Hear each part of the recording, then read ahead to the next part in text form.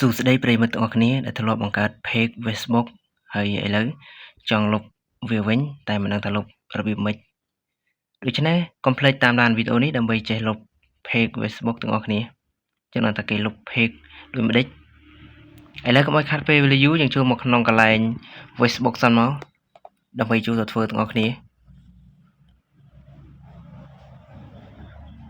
បន្ទាប់ពីយើងចូលមកដល់កន្លែង Facebook ហើយយើងក្រឡេកមើលខាងក្រោមនេះមាននិមិត្តសញ្ញាកម្ម3យើងចុចកន្លែងនិមិត្តសញ្ញាកម្ម3នឹងមកបន្ទាប់ពីយើងចូលមកដល់កន្លែងនិមិត្តសញ្ញាកម្ម3នេះហើយដោយសារ page ហ្នឹងគឺខ្ញុំទុកចោលវាយូរហើយវាអត់ចង់ដើរទេគឺវាចេញផ្ទាំងសបែបនេះអញ្ចឹងយើងកុំមើលកន្លែងផ្ទាំងសនេះយើងមើលកន្លែង setting សញ្ញាកងចក្រខាងលើនេះមកដើម្បីចូល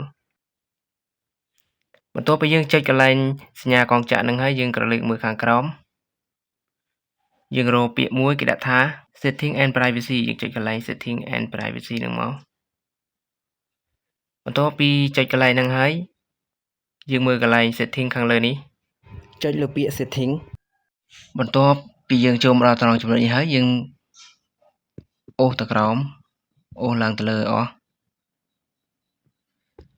យើងក្រឡេកមើលពាក្យមួយគេដាក់ខាងក្រោមនេះគេដាក់ថា your information ដូច្នេះយើងមើលកន្លែងពាក្យហ្នឹងហើយយើងរកមើលពាក្យមួយកន្លែងសញ្ញាត្រី3ហើយមានសញ្ញារូបកងចក្រហ្នឹងយើងចុចលើវាគេដាក់ថា account and control ចុចលើវាបន្ទាប់មកគឺវាមានជម្រើស3សម្រាប់ឲ្យយើងជ្រើសរើសទី1គឺបិទ page ទី2គឺ unpublish page មានន័យថាយើងមិនចង់ឲ្យ page របស់យើងឃើញជាសាធារណៈទេទី3គឺ delete ឥឡូវខ្ញុំចង់ delete page តែម្ដងដូច្នេះខ្ញុំជ្រើសរើសត្រង់ទី3គេដាក់ថា delete page ខាងក្រោមគេបងអស់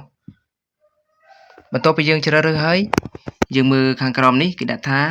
continue យើងចុចកន្លែង continue នឹងមកបន្ទាប់ពីយើងចុច continue ហើយ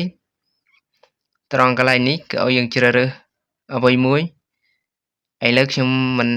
ជ្រើសរើសទេគឺខ្ញុំចុច continue តតែម្ដងបន្ទាប់មកទៀតត្រង់ចំណុចនេះគឺយើងចុច continue ទៀត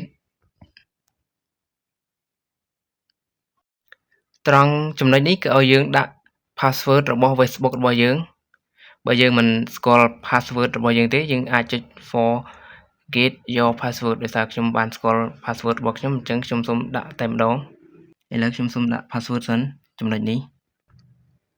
បន្ទាប់ពីយើងបំពេញ password រួចរាល់ហើយយើងចុច continue កន្លែងអក្សរពណ៌ Q ខាងក្រោម កន្លែងនេះគឺគេសេចក្តីណែនាំរបស់គេតែយើងចង់លុបឬមិនលុបត្រង់ចំណុចនេះបើយើងមិនចង់លុបទេយើងអាចចុច cancel បានឥឡូវខ្ញុំសម្រេចចិត្តថាលុបហើយដូច្នេះខ្ញុំសូមចុច delete page ឥឡូវឃើញថា delete ទៅហើយវាទៅតែម្ដងលេងនៅទៀតហើយ page នេះដោយសារខ្ញុំ delete ហើយដូច្នេះកន្លែងនេះគឺយើងរងចាំសិនបាទគឺវាចេញអក្សរបែបនេះហើយខាងក្រោមនេះវាចេញអក្សរខ្មៅ undo ដូច្នេះយើងចុច OK មកដើម្បីឆ្លើយតបនឹងគេ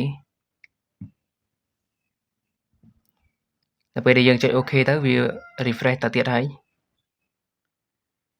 ត្រង់ចំណុចនេះវាឲ្យជ្រើសរើស account យើងមួយណាដោយសារខ្ញុំ account 2អញ្ចឹងដូច្នេះខ្ញុំសូមចូល account ដើមរបស់ខ្ញុំវិញ page របស់យើងមិញហ្នឹងគឺបានលុបជាការស្រេចហើយវាលោតមកដល់ត្រង់ចំណុចនេះទៀតយើងចុច continue ឥឡូវវាបានចូលបានសម្រាប់ account របស់យើងហើយ page របស់យើងគឺបានលុបរួចរាល់ហើយដូច្នេះវីដេអូដែលខ្ញុំមកបង្ហាញនេះគឺមានតែប៉ុណ្្នឹងទេសម្រាប់បងប្អូនដែលត្រូវការលុប page អាចធ្វើតាមវីដេអូរបស់ខ្ញុំបានអរគុណនិងសូមជម្រាបលាសម្រាប់កំហុសខុសឆ្គងត្រង់ចំណុចណាសូមអធិស្ឋាន